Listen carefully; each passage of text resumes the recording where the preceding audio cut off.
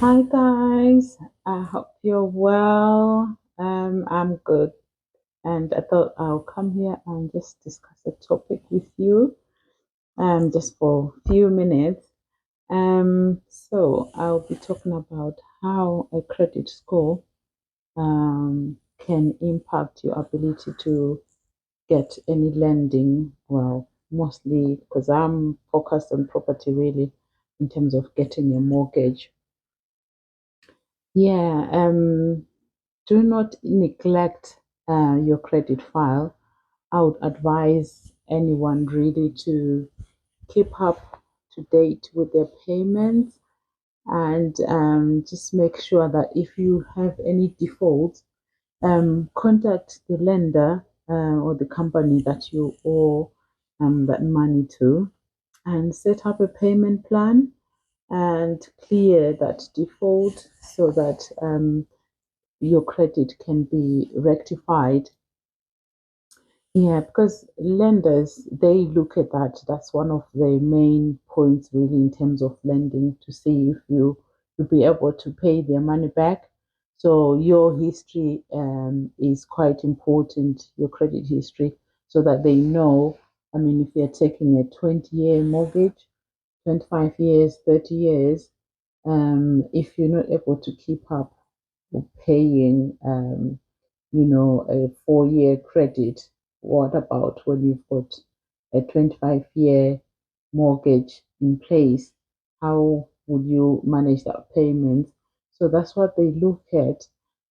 So hence, it is best to keep up with your payments, sort out your credit file. Um, it doesn't mean that they will not lend towards the mortgage. Doesn't necessarily mean that you won't be offered a mortgage, but you can be offered, and you may have to pay a larger deposit, um, towards the mortgage. Um, like for example, if you're buying, say, a house for 300,000 and you should be paying 10% deposit or 5% deposit, depends on what you prefer.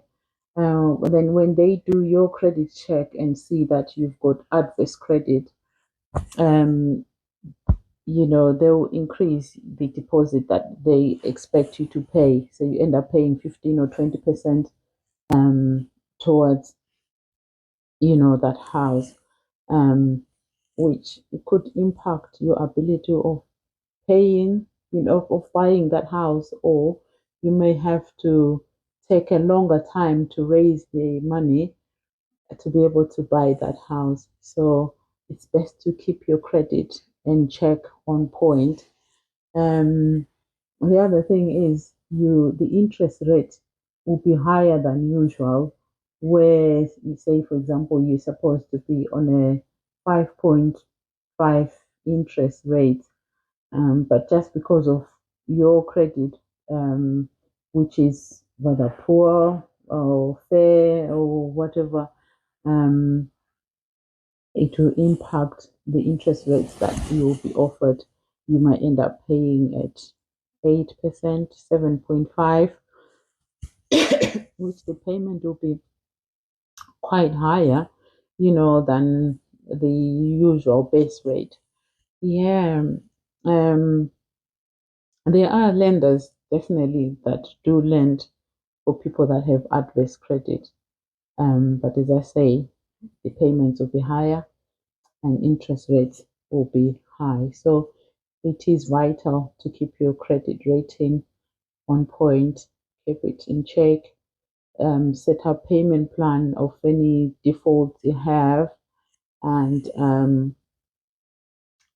also keep up with the payments on a monthly basis. So what I normally do, I set up direct debit for everything, every bill that is supposed to come out.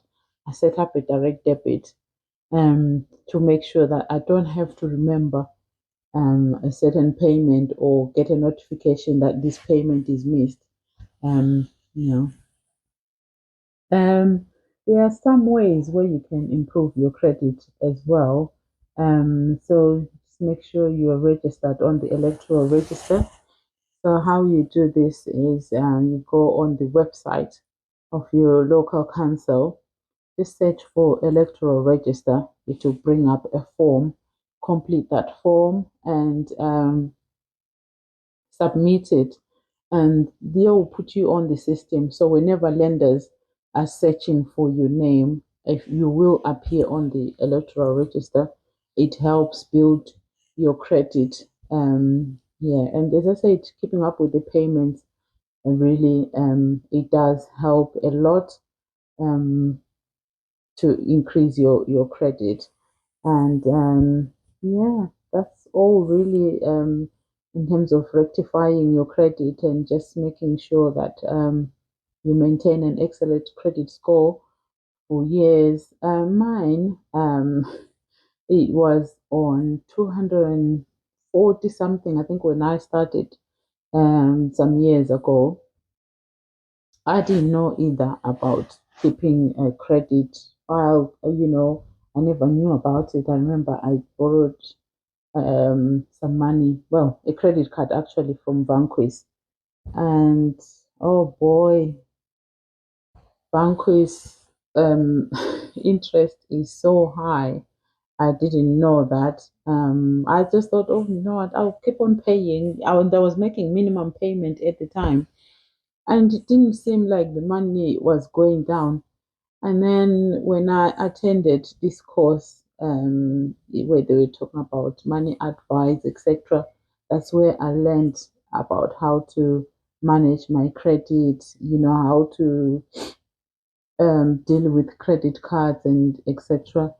And when I came home, I rectified all of that and made sure that I don't pay minimum payments, but I pay extra to avoid having that interest added on to the monthly payments. And from then on, any credit card that I took, if I use, for example, £300, I will make sure before the end of the month I have to pay that money back, just to avoid, it affecting my credit and having a higher interest added on there. Yeah, so just on those points, I think it will help some people as well to build up their credit, and will be able to get some good lenders offering you, mortgage loans, etc. Yeah, so I thought, let me come and talk to you guys about this. So hopefully it will help somebody. If not, yeah. So for those that it helps, that's fine. Anyway, and the next video, I'll be telling you a different story. Just keep an eye on that. Please subscribe and turn on the notification and comment on the description below. Thank you. Take